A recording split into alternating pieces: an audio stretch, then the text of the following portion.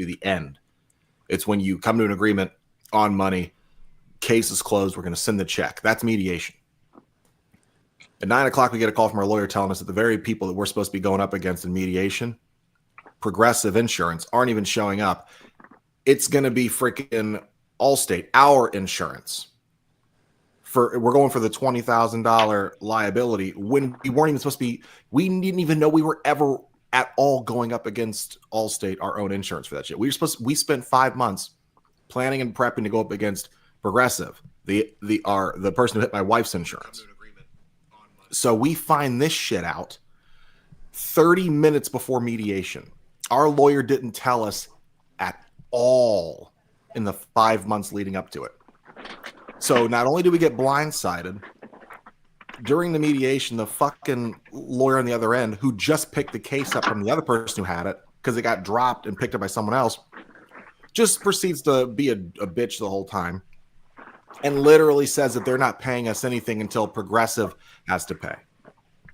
So after all that, 2 years of waiting and 5 months to yesterday, we find out they gave us a $200 take it or leave it deal from our own insurance. People we weren't even supposed to be in mediation against yesterday said it's $200, take it or leave it, because we're not paying anything until we see what Progressive has to pay.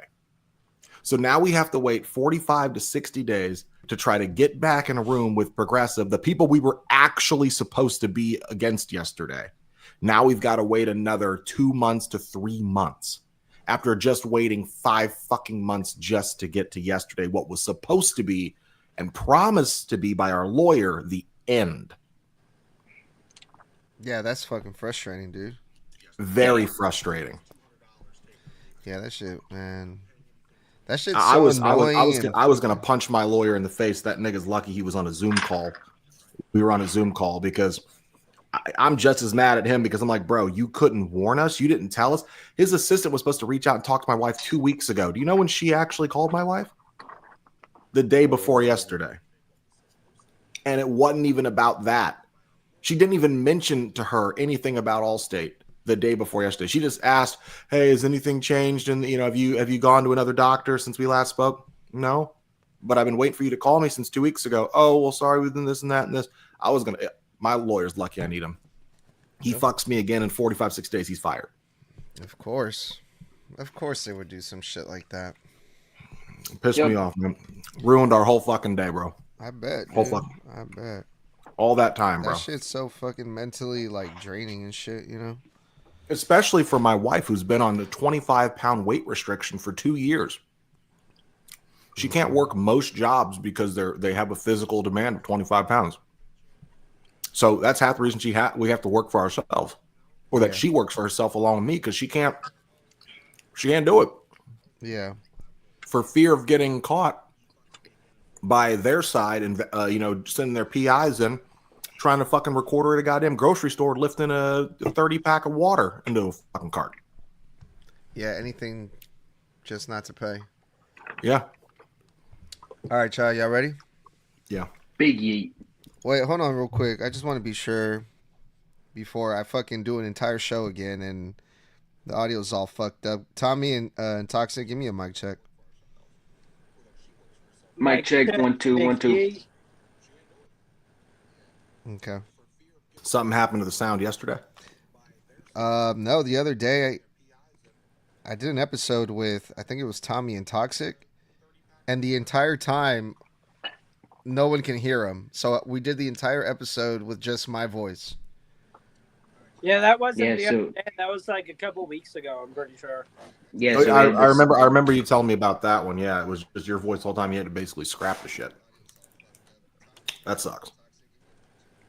Why am I hearing so much fucking echo in my own headphones? All right, we're good, y'all. I hear it too. I was listening to the live on my phone, so I just to make sure that that's probably what you guys were hearing. But let's do this. Actually, in my headphones, I hear my own echo from the room back in my headphones. But alrighty. What is up, everyone? Back again for another prediction episode, because there's 10 million shows this week. So today we're going to be going WWE's Women's PLE Evolution. That's going to take place July 13th, this Sunday. And We got 1, 2, 3, 4, 5, 6, 7 matches for this PLE. Not your average 5-match PLE. We got 7 matches, and we're going to go over them, predict them, see if we can guess the winners, some title changes, maybe some returns. I don't know. We'll see where this prediction takes us. And to help me, the Snug crew is here. Everyone is here with us. Mr. Blood is back. Toxic is here, and Tommy. What's up, fellas? Welcome back. How y'all doing tonight? Biggie. Doing pretty good, man. Busy ass weekend for freaking wrestling. I'll tell you what. Feeling good, man. Let's do this. All right, y'all. Let's get started. Io Sky versus Rhea Ripley for the WWE Women's World Champion. And Rhea Ripley is still 0-3 versus Io Sky. Rhea Ripley has not been able to defeat Io Sky in singles matches. This is for the title. Is this the big one? Is this where Rhea finally gets her title back? Who do you guys think is going to win this one? This one is going to be interesting in the sense of it's not going to be interesting. We've now seen this match so many times. We needed this match at Mania. This is the match that should have been at Mania without Bianca Belair. Period, point blank. It's hard for me to care about this match as much as I want to, with the two women involved especially, because this match should have happened ages ago. This rematch should have happened literally almost 3 months ago at this point, and it should have been over and done with there.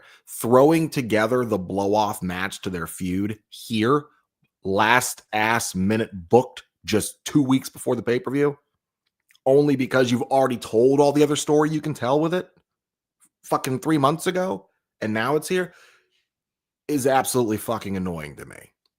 So as far as it's concerned, I hope Rhea wins just so we can say, okay, Rhea finally beat Io, let's move the fuck on, and then we get the SummerSlam and figure out who the hell she's going to be versing at SummerSlam, because clearly Jade is going to be going up against Tiffany Stratton most likely, because I doubt Trish is winning. So I don't know who the hell you put in front of Rhea Ripley at this point. Hopefully it's not Nikki Bella. Yeah, hopefully it's not Nikki Bella. But I got Rhea on this, mainly because we touched up on this like a few weeks ago, I think. Io hasn't defended since Mania. It's the same thing with Dom. Dom hasn't defended since Money in the Bank. Which, yes, he's injured right now, but that's not the point. The point is, if you're not going to defend it, why do you have it? So, yeah, I have Rhea, and I'm excited to see who she goes up against at SummerSlam, because her last SummerSlam match was an absolute shit show. The three of us are in agreement. I'm also going Rhea, Bloody, Ripley. As Blood said, this is the match we should have gotten at WrestleMania. But instead, Triple H decided to go, hey, Bianca Belair, you are now going to go into the chamber and you are going to win the chamber, which screwed up this entire thing. I am seriously hoping that this is finally the end of it and Rhea Bloody Ripley finally beats Io Sky. I wouldn't even be mad if Io Sky wins and beats Rhea Ripley and we get a 4-0 situation here with Io Sky and Rhea. I'm starting to feel like how I feel with Charlotte Flair when it comes to Rhea Ripley. Rhea Ripley has had so many championship title runs, I feel like, and I'm not really too excited to see another one from Rhea Ripley. Not that I don't like Rhea Ripley. Obviously, she's the top star in the women's division right now. But for that same reason, and I think it'd just be fun just to piss people off, just to see Io Sky win it again and hold it longer. So I wouldn't be mad if that happened, but I think it does make more sense for Rhea Ripley in a business sense for her to win it. But me personally, I prefer to see Io Sky win it. All right, y'all, from one women's championship to the other one from SmackDown, the WWE Women's Championship, Tiffany Stratton versus Trish Stratus. Trish Stratus pretty much She just got handpicked by Tiffany Stratton. Tiffany Stratton was given the option to select anyone, and they went with the legend Trish Stratus. She kind of just showed up after being gone for months. She had a tag team match with, I believe it was Becky Lynch. No, it was a cage match. And I don't think we've seen Trish Stratus since then, but she's back for Evolution, and she gets a title shot. Who do you guys got for this one? Well, real quick, we did have Trish Stratus tag with Tiffany Stratton at some point earlier this year. Her match prior to that was that cage match with Becky, which I've said before. Again, probably my favorite steel cage match between two women. That match is so goated, in my opinion. Go back and watch it. Those girls just destroyed each other. But as far as it's concerned with this match, I find it, again, because all of this is so haphazardly booked, it's hard for me to care about any of these matches because there's almost no story for most of these matches. Trish Stratus, love to see her. Love to have her here. Always great to see a legend. But why do you get a fucking title shot when there's so many other women on that roster that have been putting in the work for months and months and months and years since the last time we saw you in the singles division against Becky Lynch over 2 years ago? Why do you get to skip the line? Sure, you were a trailblazer in the industry, but so was Alundra Blaze. So was Molly Holly. But I don't see Molly Holly walking her ass out from the freaking gorilla position in the producer's area, coming down and challenging Tiffany Stratton to a title match because she was a champion before you were even in the industry. So as far as it's concerned, I'm sure it'll be a decent match. I hope Trish Stratus doesn't have a crap ton of ring rust because to me, she's really going to be the one to guide Tiffany through this match. Because I'm sorry, Tiffany ain't it for me. I'm really ready for Tiffany to just drop that title at SummerSlam, but I don't think she's dropping it here at Evolution. I do believe Trish Stratus loses. Tiffany Stratton wins, goes on to SummerSlam versus Jade Cargill in what's going to hopefully not be a train wreck of a match, and then is going to get cashed in on by Naomi. I think Jade wins to get cashed in on by Naomi at SummerSlam from this retention by Tiffany here. I'm stuck with this.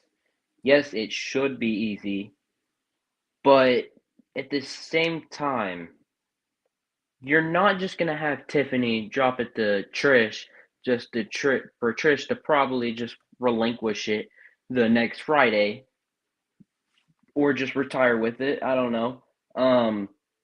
But at the same time, for me, Trish Stratus and Jade Cargill sounds like an amazing match. That's for me. I would like to see that at SummerSlam. And I mean, I've said this for a lot of the things that I think is going to happen at SummerSlam, but first 2 night SummerSlam, you want something big. And I think that's a big women's match right there. Trish Stratus and Jade Cargill, I'm stuck, but I'm going to go Trish. Here's the thing. Bubba Ray Dudley in a video that Toxic has sent on TikTok. Snug, I will send it to you once we're finished with all of this, has basically said everything that Blood has been saying for months now. What has Tiffany done to make us care? What has she said to make us care? She has done and said literally nothing.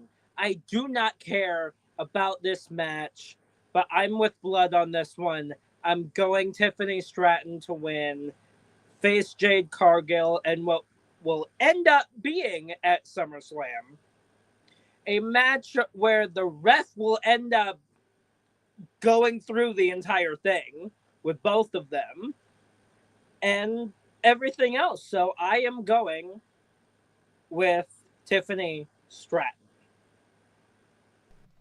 Yeah, Tiffany Stratton has to win this one. just Trish, she's good to just bring her for special occasions like this one. Evolution is a special occasion. People care about her, but they don't care about Trish enough to buy a ticket and go to see their match in person. Obviously, this Evolution is not doing very good in ticket sales, and it's no one's fault but their own because of the way that they're putting matches together. Like, shout out to my boy Luis, who's on the comment. He says, "Bring Trish back or Lita." And there's fans like the the casual fans that would love to see Trish, come back for one night, and they'll probably tune in for that one night. But that's about it. I mean, but how many people are actually like, yeah, I wanna see Trish actually win? I don't think anyone actually wants to see her win. I know I don't. So I I mean, definitely if we're being honest here, Snug, all the fans who clamored to see Trish because Trish inspired them are already the women in the WWE today that are active competitors. So all these casuals now under the age of fucking 25 to 20 years old don't know who the hell she is because her career ended before they were even fans. So if you're bringing her back, she's for the people that are my age, your age, and up to like 50 years old. And by the way, Trisha's career in the WWE wasn't even that long. She just got a lot done while she was in it. But let's be honest, it's great to have her back in appearances. The reason that the Evolution show's ticket sales are not doing well is not only because of how all this shit got thrown together last minute, and it's not Liv Morgan's fault. That injury sucks because they did have actual stories going into this almost a month ago, but it's because they decided to overload the weekend. There's too many fucking things. They're running 2 shows in that same arena back-to-back days. What are you expecting? You're running Saturday night's main event there the night before, and then you're running Evolution the next day. You're oversaturating your market. Plus, you're also trying to counter program AEW. You're making a mistake. Not to mention, you've got NXT's Great American Bash also on Saturday as well.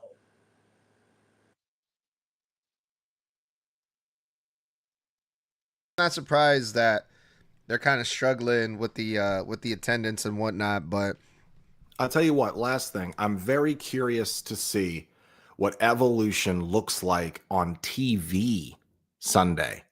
How are you going to hide an arena with that little of people in attendance? That's what I'm curious about.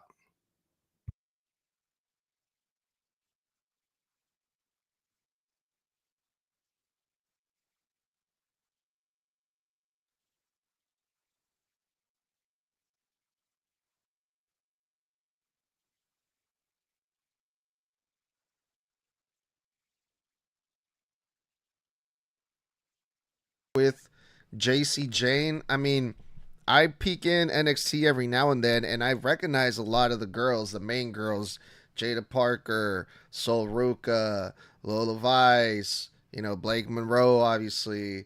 But I've never heard of JC Jane ever, and I've seen her on TNA a couple times. But I'm interested in this match because of Jordan Grace. Like, I don't need to watch NXT to know the build up, to be interested in a Jordan Grace match, because just a few times that I've seen her at the Rumble and those main WWE appearances, she's a freaking beast. So I'm going Jordan Grace with this one, you guys. What do you guys think is going to come out of this one? I will say I know very little about their rivalry because I also only get my news of NXT from clips on TikTok and Wrestle Talks, recaps and everything of the shows, because I just don't watch NXT. I got rid of cable forever ago, so I don't watch it. But as far as it's considered, I do care about the talent there, and I do care about what's going on. So I try to keep up to date with the stars of tomorrow. I've been aware of JC Jane for several years now.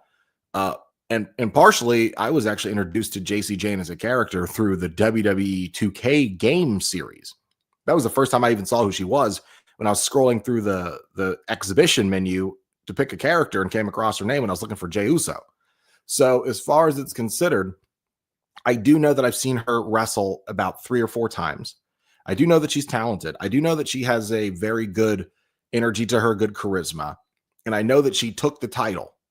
And I know that Jordan Grace is apparently, I guess at one point was a friend, now an adversary. So, but I will say, again, we've seen more of Jordan Grace. We know that Jordan Grace is a TNA darling, as she should be. She's insane and insanely talented. And from everything we've seen her do, when those like 1 or 2 matches she had on the main roster before they sent her to NXT and her Royal Rumble appearances, I know that woman is an absolute animal in the best way. So I'm going to go Jordan Grace here as well because she's made a fan out of me. I'm pretty sure I'm the only one on this panel that actually watches NXT every week. Or, okay, Tommy does too. Sorry. Okay, Tommy, shut up. But I'm not really interested in this rivalry right now.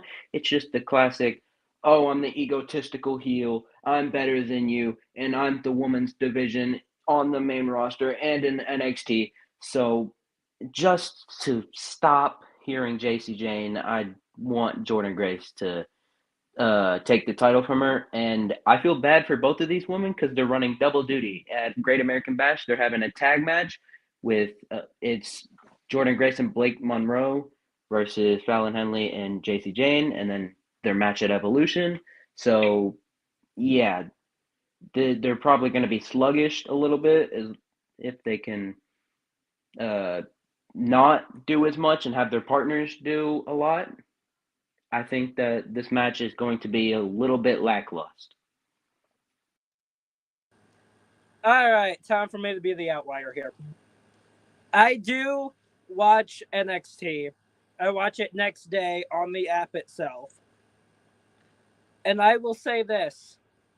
JC Jane has been told to her face that she is a, quote, the easiest champion to beat. You want to prove that she's not? Have her beat Jordan. So I myself here am going JC Jane for that reason.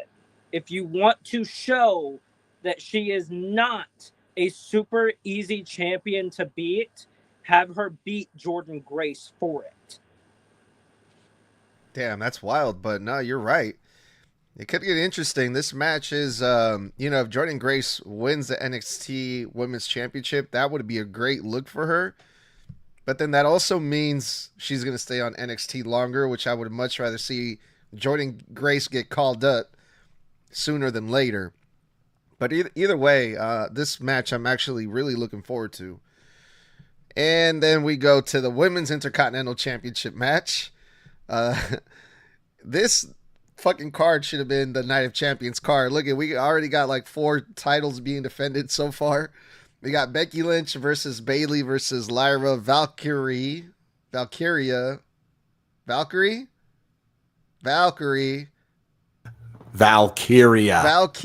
See, you guys put a lot of pressure on me. I got it right last time, and now I can't get it right. RIA. Valkyria. All right. Good. You literally said it correctly before we went live. You did exactly what I said you would. You would say it correctly before we went live, but as soon as we went live, you were going to say it wrong. You said exactly what I said you would do. He gets nervous. You guys made it weird. All right, y'all. Becky is the current Intercontinental Champion. She defeated Lyra, after it was like a couple matches that Lyra and Becky had. And this all goes back to WrestleMania when Becky turned on Lyra. They were supposed to be a tag team partner.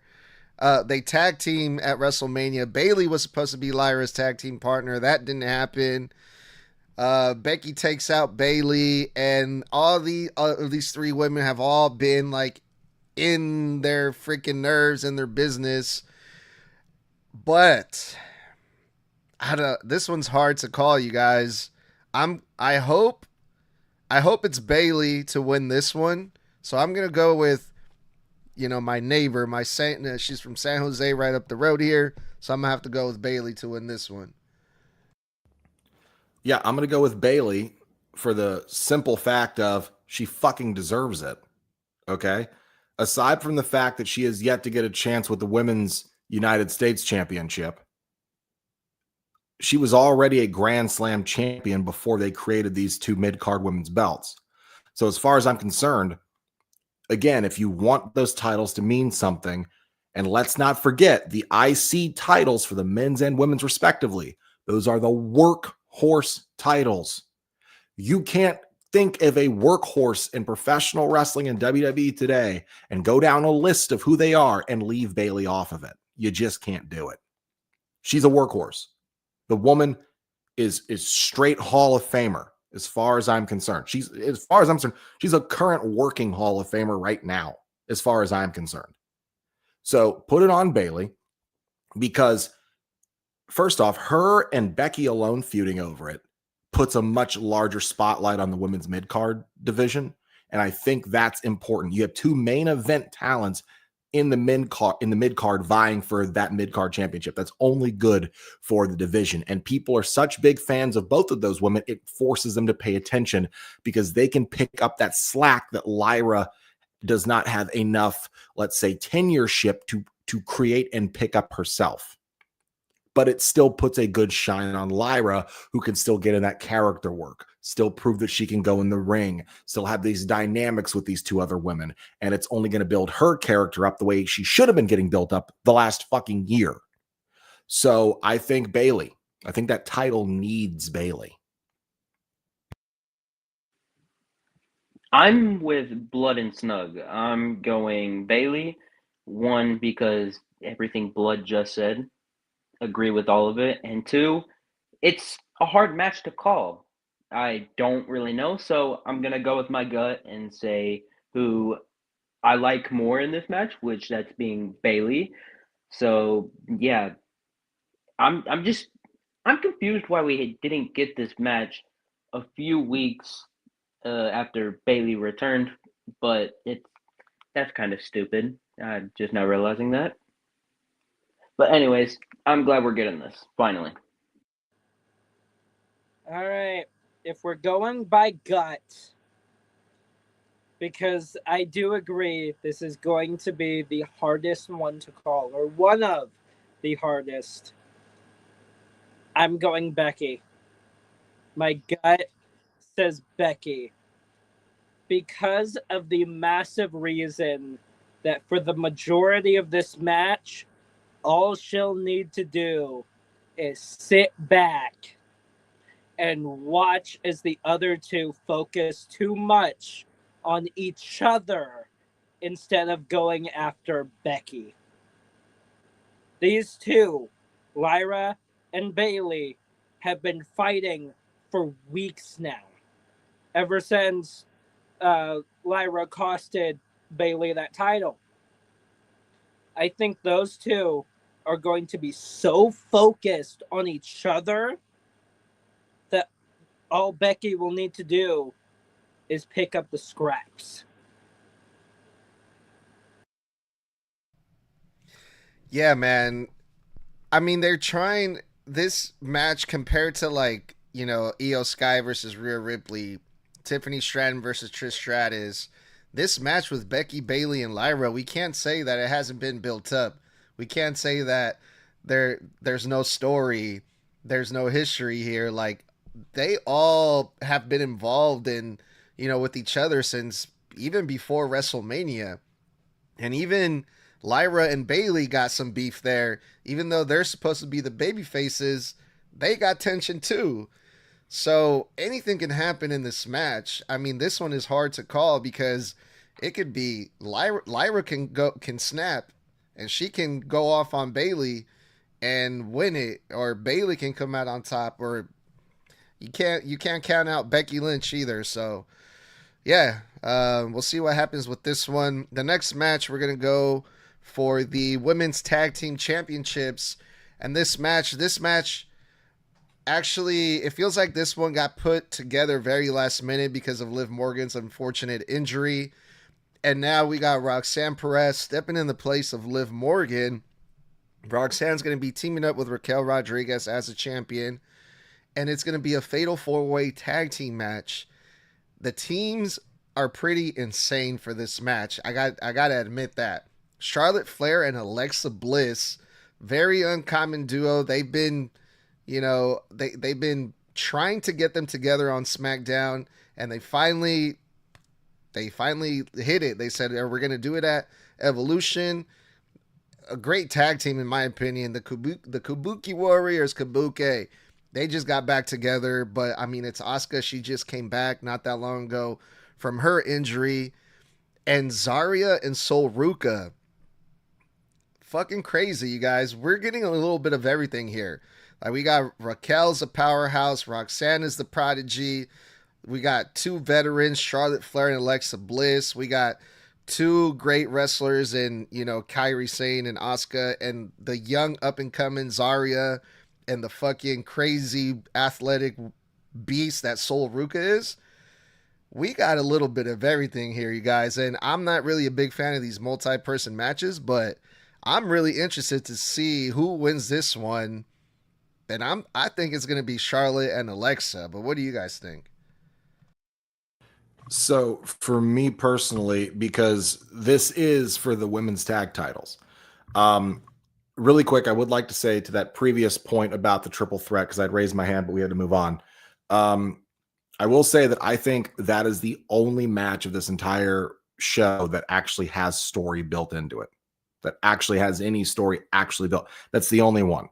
That being said, this is actually my most anticipated, most favorite match of this show.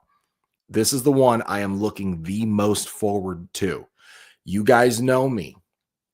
I am a massive Charlotte Flair fan. She is my favorite women's professional wrestler of all time. You also know my most favorite up-and-coming women's wrestler of today's era is Sol Ruka.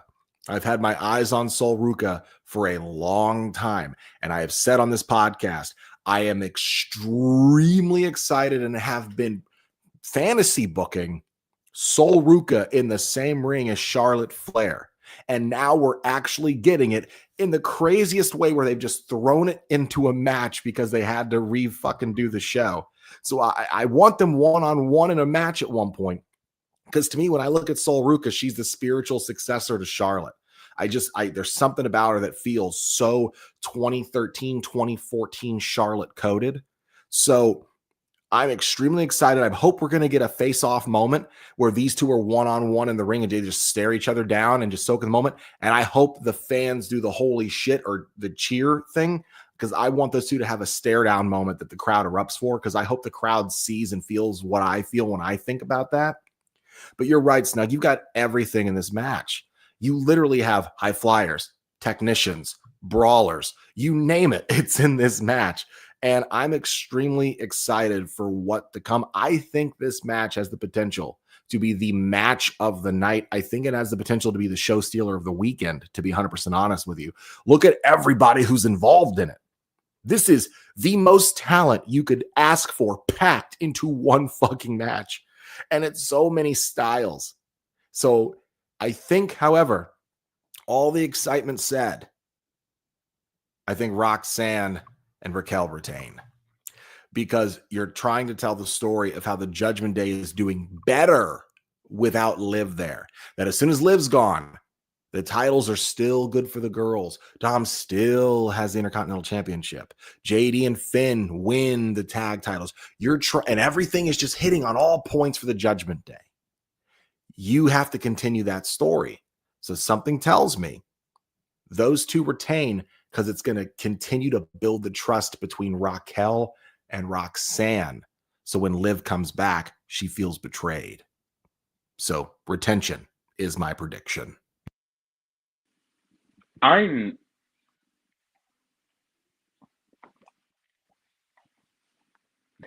also really excited for this because the amount of talent that's in here, and just anything can happen, just like in the Battle Royal, which we'll get to later.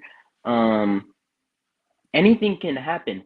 a stare down I hope that happens is the two powerhouses being Zarya and Raquel. That would be a holy shit moment to me.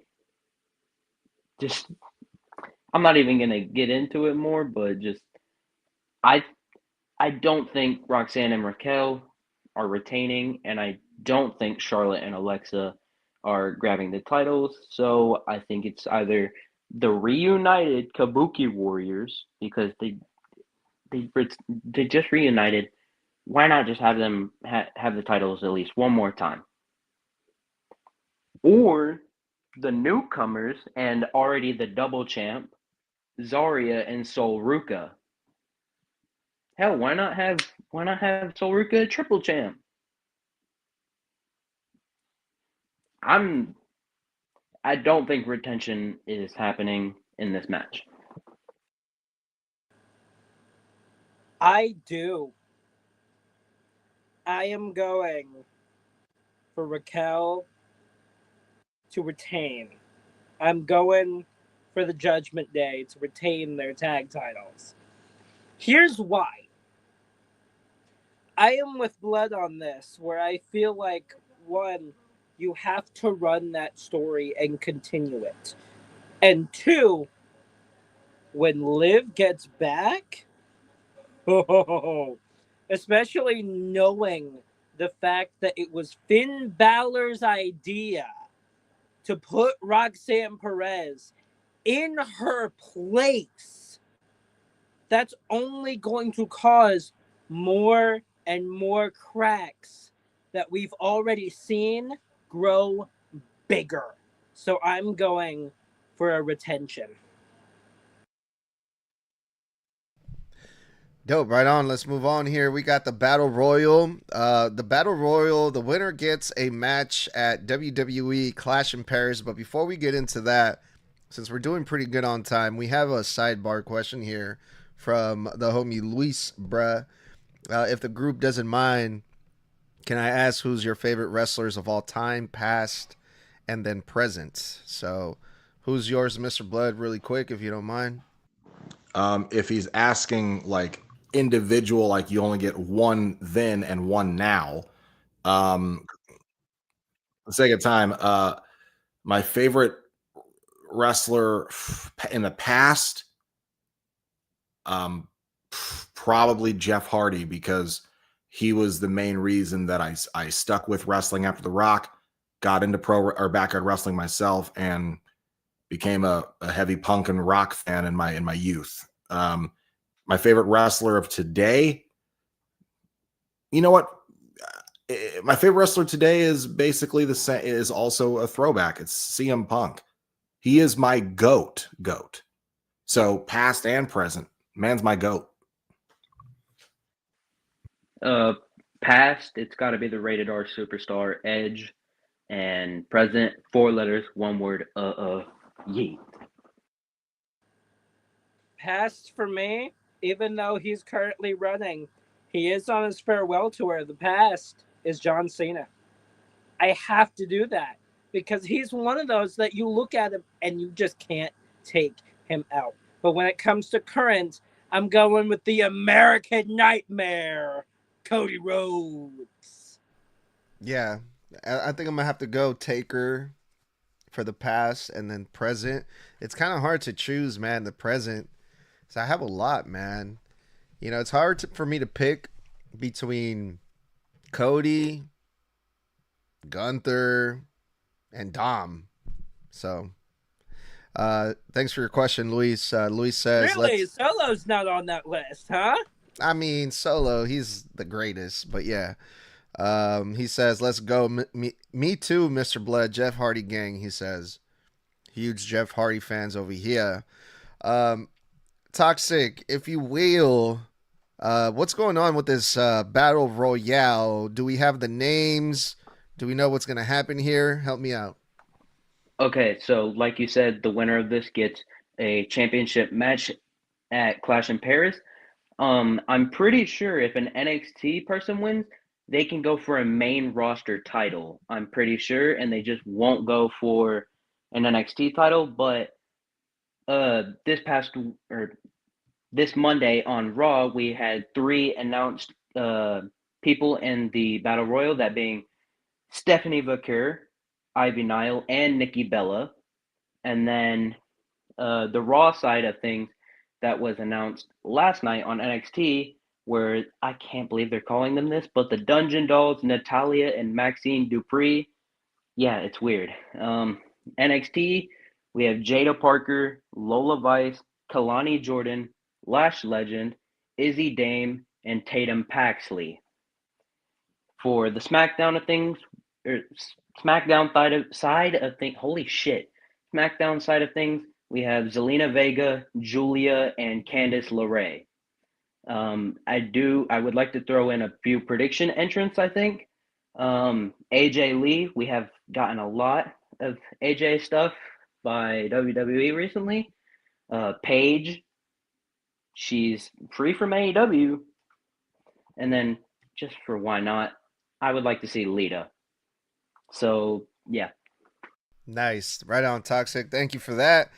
Just those names that were mentioned. Yeah, I hope to see those returns, man. AJ Lee, they've been posting her like crazy. WWE has been posting her like crazy. Paige, she's been kind of under the radar, which kind of leads me to believe that's a possibility. But the only name that really stood out to me about that was Stephanie Vaquer. Stephanie Vaquer. My bad. So I'm going to go with Stephanie to win this Battle Royal, and for her to get a title shot, I think that would be really cool. I'm going to go ahead and give 2 here. One that I do actually think is the possible winner, and the other is a hopeful winner if it happens. So my legitimate prediction is I do also think it's Stephanie. She makes the most sense. She's, out of all those girls that they just named, she's had the most fanfare and the most kind of push behind her on the main roster. They've been spotlighting the hell out of her on Raw, even though I feel like we haven't seen her on Raw in like 2 weeks, 3 weeks almost now. But at the same time, she's had one hell of a showing. She makes the most sense for a title opportunity because she keeps proving how damn good she is, and the crowd is behind her. If I could have my second selfish, I wish it could happen pick is honestly going to be a cross between AJ Lee and Paige. If they return and they won, I would be over the moon for it, because those 2 girls are my GOAT favorites for the women's division. I also do have a I wish, but the one I think is happening is Stephanie, for a lot of reasons. One is because she had a hell of a run in NXT, being the first NXT woman superstar to hold the NXT Championship and North American Championship. So I mean, she proved that she can go with a title. So I would like to see her get a title, and also just I wish Lola Vice. I feel like it's about time for her to come up. She's amazing in NXT. I love her in NXT, but I just want to see her on the main brands, like being in the main roster, going against people on the main roster, not just teaming with them like she did at Worlds Collide with Stephanie Vaquer, but I just want to see Lola on the main roster. We are all in agreement here. Stephanie Vaquer makes the most sense here. And I will absolutely agree that I wish, please, Triple H, we have been begging you for both of these girls to come back. AJ and Paige, please. If there's any spot that is perfect for them to come back, it's Evolution. Please bring these 2 ladies back. But yeah, I completely agree that it has to be Stephanie Vaquer. Shout out to Nicholas Little 789 says Goldberg wins the women's tag team titles. I wouldn't put it past them. I wouldn't be surprised. All right, you guys, a final match here. It's a no holds barred match. Now, mind you, I don't know. We're doing these in random order. We don't know what the opening match is or if this is going to be the final match. I don't know. The final match on our list here for this prediction episode, no holds barred match, Jade Cargill versus Naomi. Again, another match that has been going crazy with the build-up since, I think since Jade Cargill came into the WWE, which has been months ago. And, long time friends, well, I shouldn't say long, up until Jade came to the WWE. She was friends with Naomi. Naomi turned heel, attacked Jade Cargill, put her out of commission for the time being, took her out of action. Now Naomi is a Money in the Bank briefcase winner. Jade Cargill has a shot at the Women's Championship for Tiffany Stratton at SummerSlam. And these two are going to go face-to-face at Evolution. No DQ match. I think it makes more sense for Jade Cargill to win this one, doesn't it? I'll tell you what makes the most sense for this match. That it doesn't take place at all. Okay? Tell me why we have every match we need on this fucking card except for the Women's United States Championship. Because Julia's in the Battle Royal. Yeah, why does Julia need to be in the Battle Royal when Jade or fucking Naomi could have been in there? So as far as it's concerned, why is this match here? You could have...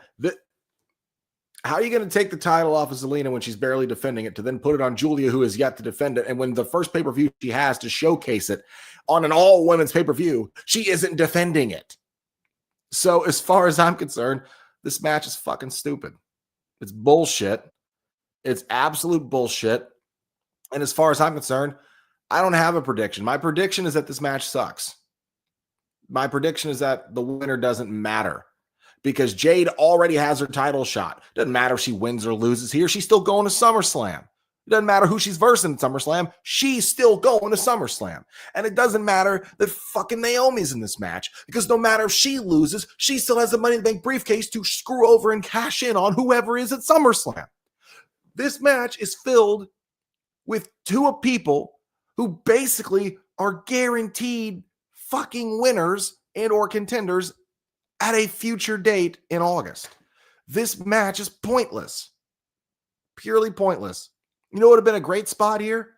I don't know, maybe Julia versus, let's say, Bianca Belair. Maybe something like that. Maybe a rematch, something like that. Maybe Zelina versus Julia. I know no one wants to see Zelina as the champion, but at least a rematch could have been made. Could have seen that. Don't need this. Don't need this at all. And we already saw fucking Jade versus Naomi, a non-title fucking match. So why the fuck are we doing it again? No one gave a shit the first time. Do fucking better, WWE. What the fuck? Yeah, I do have a prediction, but everything Blood said is true. I don't really think that this should be on here other than to finish the goddamn story that no one wants to see. No one wants to see this story anymore. It's in my opinion, this should have ended at at WrestleMania.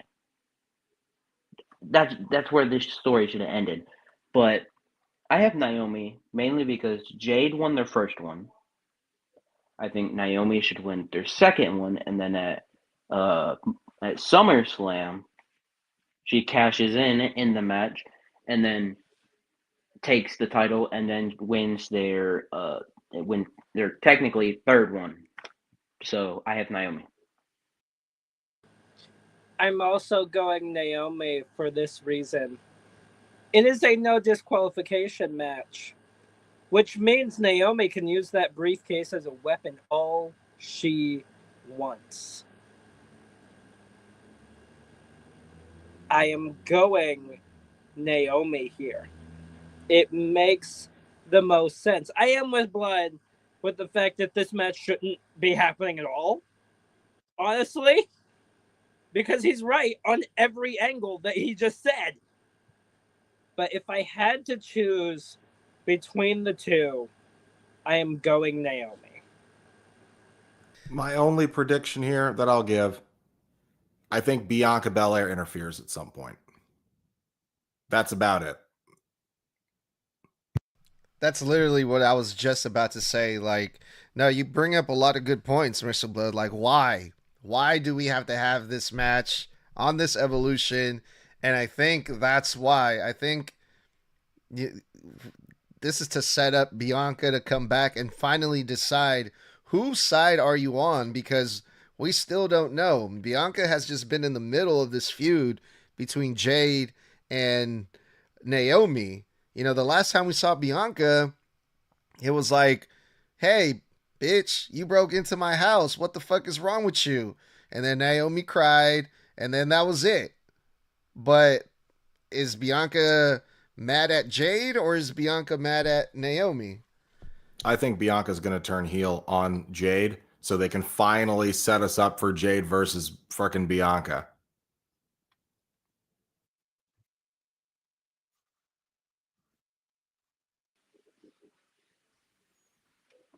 Yeah. Or you could pull Luca Crisafino, I think that's his name, on NXT last week. Stags turned on Tony at Stand and Deliver, which was basically NXT's WrestleMania. But Luca said he punched Stags and then he punched Tony, saying, my loyalty belongs to myself. So you could basically do that with Bianca, but I don't see that happening. You're saying Bianca turns on both of them either way. Okay, I mean, that's one way to go. I think Bianca needs a freshened up character anyway. I think if this match has any importance, it should be to give Bianca something new to do with her character, because I think we can all agree Bianca has been very stale for a very long time, and she has been incredibly fucking aggravating for a very long time. She was basically a heel in the freaking triple threat story leading into Mania. She was a bitch for months, and she was getting booed. So at this point, turn her heel. Let's see what heel Bianca looks like on the main roster, because we ain't seen it since NXT. Let's get some fresh character motivation here. Yeah, Bianca was definitely getting booed. Then she gets injured at WrestleMania. She's gone for a while. She comes back in her hometown like, hey, I'm here. Celebrate me. But yeah, I mean, I got to be honest, you guys. I'm actually I'm really looking forward to this Evolution.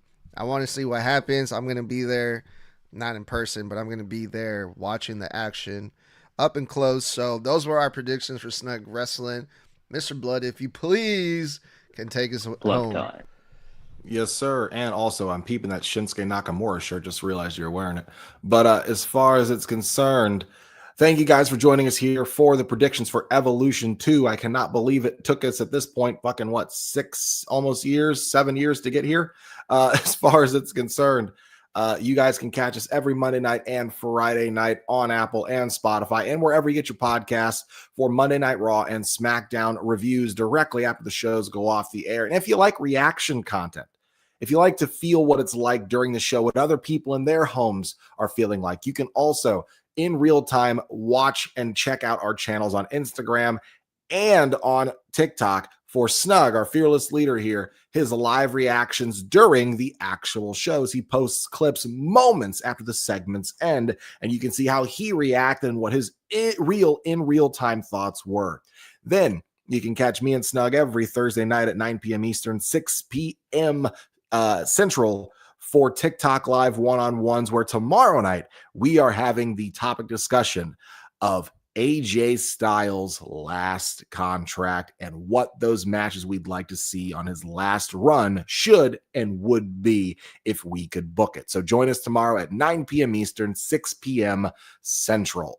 Pacific. And guys, thank you so much. Remember to stay safe, stay savage, and stay snug. And with that, I'd like to say 4 letters, 1 word.